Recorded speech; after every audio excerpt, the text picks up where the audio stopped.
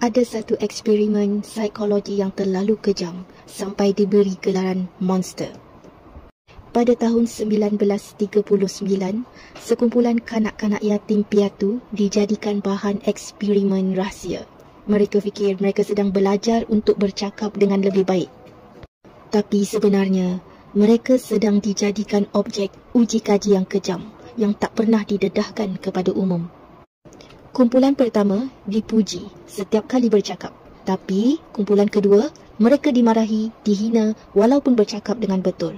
Jangan cakap macam tu, kau gagap. Makin lama, mereka mula percaya mereka tak cukup baik hanya kerana kata-kata yang dilontarkan.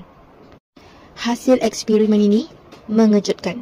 Bukan saja meninggalkan kesan, malah merosakkan hidup budak-budak itu selama-lamanya. Kenapa ia dipanggil monster study? Apa yang sebenarnya berlaku? Follow untuk part 2. Komen nak jika nak ada sambungan part 2. Kisah sebenar baru bermula.